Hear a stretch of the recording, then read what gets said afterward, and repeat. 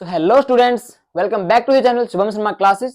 So before the video, अभी तक जिन्होंने सब्सक्राइब नहीं किया सबसे पहले वीडियो चैनल को सब्सक्राइब कर लीजिए ताकि आपको हर एक नई अपडेट सही समय पर मिलती रहे। तो जैसा कि आपने प्रीवियस क्लास में पढ़ा था, यानी कि पिछले पार्ट में आपने पढ़ा था कि हमने एनिमल टिश्यू का पूरा एक डायग्राम बनाया था जिसमें हमारा पहला पॉइंट था एपिथेलियल, फिर मस्कुलर, फिर कनेक्टिव और फिर नर्वस टिश्यू था हमारे पास। तो आज हम डिस्कस करेंगे किसके बारे में, एपिथेलियल टिश्यू के बारे में। तो ठीक है, सबसे पहले हम इसका कैरेक्टरिस्टिक्स पढ़ेंगे, उसके बाद इसके फंक्शन पढ़ेंगे। ठीक है, सो सबसे पहले आपको मैं बताना चाहूंगा कि एपिथेलियल टिश्यू एक बहुत ही मतलब कि इसमें डिसिप्लिन होता है, बहुत ज्यादा डिसिप्लिन होता है इसके अंदर। वो कैसे कि हमने आपको पहले बताया था कि भाई एपिथेलियल और एपिडर्मिस दोनों के भी शुरू में क्या आ रहा है, एपी एपी आ रहा है। इसका मतलब ये क्या करेंगे कि एपिडर्मिस तो भाई प्लांट के अंदर प्रोटेक्शन कर रहा था चद्दर के रूप में, है ना, उसकी कवरिंग कर रहा था।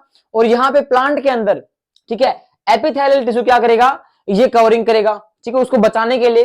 ठीक है, बाहर की जो भी चीजें अंदर, जैसे बाहर का एनवायरमेंट बाहर, अंदर का अंदर। ठीक है, तो देखिए सबसे पहले एपिथेलियल टिश्यू के बारे में यहाँ पे देखेंगे। तो इसमें क्या है, देखिए कवरिंग और protective tissue in animal body. ठीक है, वही बात है हमारे पास कि सर देखो ये हमारे पास पॉइंट है, ये आप नोट कर लीजिए, बहुत काम आएंगे आपके।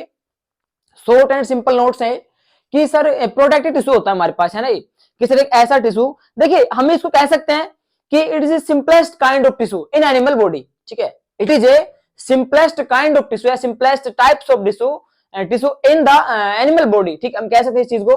तो पहला पॉइंट इसका वही है कि सर है ना पूरे बॉडी को क्या करता है, कवर करके रखता है।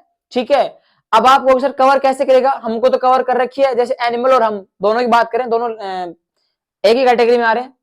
ठीक है, कोई दिक्कत नहीं, एनिमल बस हमारे पास दिमाग ज्यादा है, मुंह ज्यादा काम कर सकते हैं, लेकिन बाकी एनिमल्स और ह्यूमन बींग्स दोनों एक में ले रहे हैं हम लोग। ठीक है, सो आप कहोगे सर कि हमारी तो कवरिंग है ना, ये स्किन कर रखी है। ठीक है, ये कह सकते हो आप लोग कि सर हमारी तो कवरिंग है, स्किन ने कर रखा है। लेकिन बेटा मैं आपको कहूं कि स्किन के अंदर ही कौन प्रेजेंट होता है, एपिथेलियल टिश्यू। ठीक है, ये स्किन को और मजबूत बनाता है, ये ऐसा टिश्यू है जो स्किन बना रहा है। आप कह सकते हो कि स्किन को कौन बना रहा है, ये एपिथेलियल टिश्यू बना रहा है। कैसे, क्योंकि देखिए इसके अंदर देखिए अगर हमारे पास जैसे कोई हम आप यहाँ पे बना रहे हैं कि इसके जो टिश्यू है, जैसे हमारे पास एपिथेलियल टिश्यू हो गया एक शीट के रूप में, आपने बताया मैंने आपको कि एक शीट के रूप में होता है। अब इसके यहाँ पे भाई इसके क्या हो गए, ये इसके सेल हो गई। ठीक है, सेल हो गई। अब देखिए इन सेल के बीच में बिल्कुल भी गैप नहीं होता, इनके साथ एक दूसरे की इतनी फ्रेंडशिप होती है कि आपस में चिपक कर रहते हैं, और इतना चिपक कर रहते हैं कि इनके अंदर कोई दूसरी चीज जा ही नहीं सकती। ठीक है, तो उसी तरह से इनका ज्यादा कहां पे होता है, स्किन में होता है, इनका जो स्किन के अंदर प्रेजेंट होता है, क्योंकि हमारी स्किन भी क्या करती है कि इसके अंदर कोई चीज जा सकती है, नहीं जा सकती। तो इसका मतलब एपिथेलियल टिश्यू है ना, वही है कि इसके जो आपस में जो सेल होते हैं उनकी इतनी फ्रेंडशिप होती है कि वो एकदम टाइटली पैक्ड होते हैं कि दूसरी चीज उनके अंदर जा ही नहीं सकती। ठीक है, और एक बात इसमें देखिए यहाँ पे आर टाइटली पैक्ड, दूसरा पॉइंट क्लियर हो गया। ये हमारे पास एपिथेलियल टिश्यू है, इसके सेल जो है बहुत ही टाइटली पैक्ड होते हैं जिसके अंदर कोई भी दूसरी चीज जा नहीं सकती। ठीक है, and cell forms continuous sheet. अभी सेल लगातार क्या बनाते रहते हैं, सीट बनाते रहते हैं। आपको मैंने बताया था कि जो सेल है लगातार सीट बनाते रहते हैं। एंड उसके बाद में very little no intercellular spaces. देखिए इंटरसेलुलर स्पेस क्या होता है कि अगर मान लो यहाँ पे दो सेल हैं, ठीक है, इनके बीच का जो गैप है ना, इसको हम क्या बोलते हैं, सेलुलर गैप बोलते हैं इसको, दो सेल के बीच का गैप। और ये कह रहा है कि इसके अंदर कोई भी इंटरसेलुलर गैप है ही नहीं, इसका मतलब टाइटली पैक्ड है। और इनके कोई गैप नहीं है तो इसका मतलब ये क्या है, इनके अंदर कोई भी चीज जा नहीं सकती। ठीक है, एंड आफ्टर हमारे पास है all epithelial tissue rest on a thin non cellular membrane, कि जितने भी एपिथेलियल टिश्यू है ना, ये सारे के सारे रेस्ट होते हैं, रेस्ट यानी कि आराम कर रहे होते हैं, रो आराम से। ठीक है, और कहां पे रहते हैं, नॉन सेलुलर मेम्ब्रेन, एक मेम्ब्रेन है, नॉन सेलुलर मेम्ब्रेन है, उसके ऊपर आराम से क्या करते हैं, रेस्ट करते रहते हैं। अब आगे हम इसके जितने पॉइंट पढ़ेंगे ना, किसके, एपिथेलियल टिश्यू के जितने पॉइंट आगे, जैसे स्क्वैमस हो गया, सारे कंप्लीट आ जाएंगे, वो सारे के सारे इसके जो पॉइंट है वो कहां पे प्रेजेंट होंगे, कहां पे लाई करेंगे, वो लाई करेंगे नॉन सेलुलर मेम्ब्रेन के ऊपर लाई करेंगे। ठीक है, तो हमारे पास यहां तक हो गया।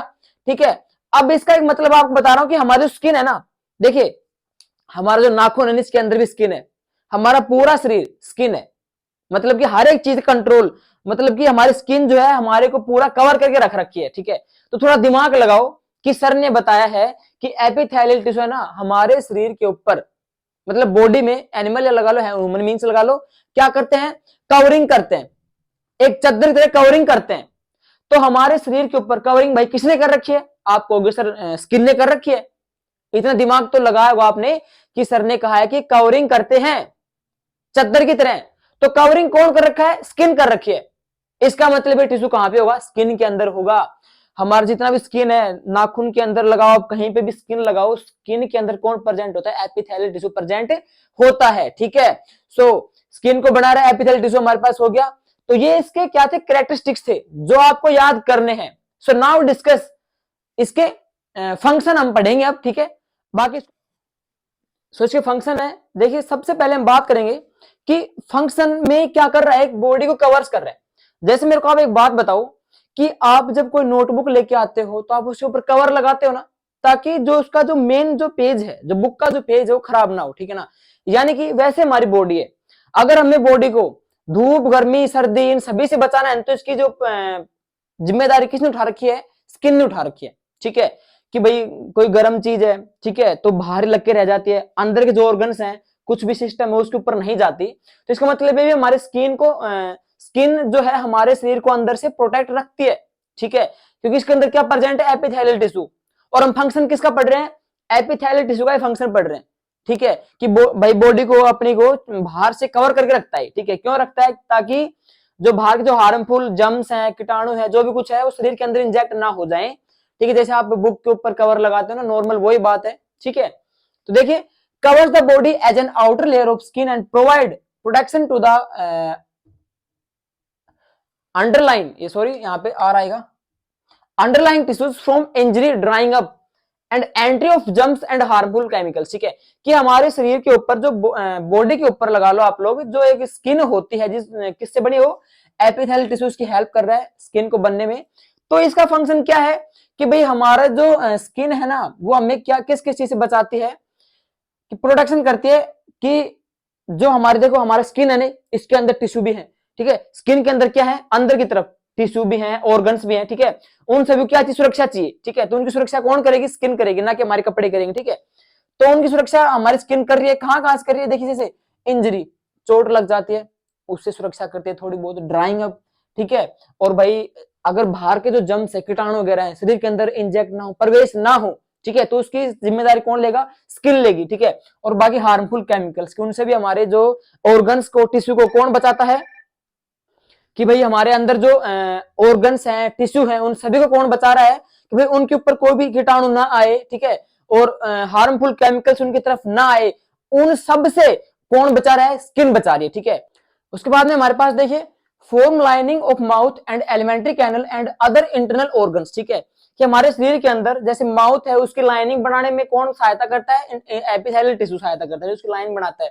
एलिमेंट्री कैनल की भी लाइन कौन बनाता है, अंदर से उसकी लाइनिंग जो है एपिथेलियल टिश्यू बनाता है। And some others internal organs, किसी के जितने भी ऑर्गन्स है ना, उन सभी की लाइनिंग कौन करता है, एपिथेलियल टिश्यू करता है। ठीक है, उसके बाद हमारे पास अगला पॉइंट है absorption water and nutrients from intestinal lining. ठीक है, अब देखिए भाई यहाँ पे एक बात आती है हमारे पास कि इंटेस्टाइन का काम क्या होता है, इंटेस्टाइन का, कि वो जितने भी लिक्विड जो मटेरियल, जैसे मान लो हमारे पास वाटर हो गया, न्यूट्रिएंट्स है ना, इन सभी का एब्जॉर्प्शन, वाटर हो गया, मिनरल्स हो गया, है ना, इन सभी का जो एब्जॉर्प्शन है ना, कौन करता है, इंटेस्टाइन करता है।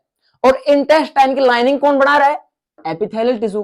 तो अब इंटेस्टाइन से इन चीजों का एब्जॉर्प्शन कौन करवाएगा, एपिथेलियल टिश्यू करवाएगा। कि भाई आपसे कोई पूछेंगे कि इंटेस्टाइन जो है ना, ये क्या कर रही है, कि सर इसका काम होता है कि वाटर हो गया ना, मिनरल्स हो गया, इन सभी का एब्जॉर्प्शन करना। लेकिन इसकी लाइनिंग कौन बनाता है, एपिथेलियल टिश्यू। तो इसकी सहायता कौन करेगा, एपिथेलियल टिश्यू इसकी सहायता करेगा। तो वही इससे इन चीजों का एब्जॉर्प्शन करवाएगा। उसके बाद हमारे पास है it helps in the elimination. It मतलब क्यों लगाया मैंने, इट का मतलब है एपिथेलियल टिश्यू, कि epithelial tissue helps in the elimination of nitrogenous and other waste products. कि क्या करता है ये, एलिमिनेट क्या होता है, सभी को पता है आप लोगों को, हटाना। एलिमिनेट क्या होता है, किसी भी चीज को कहीं से हटाना। तो देखिए nitrogenous and other waste products होते हैं, वेस्ट प्रोडक्ट, उन सभी को कौन हटाता है, एपिथेलियल टिश्यू हटाता है। तो इसके फंक्शन है। अब इसके पार्ट हम पढ़ेंगे अगले, इसके पॉइंट हम पढ़ेंगे अगले पार्ट में। तब तक के लिए जय हिंद।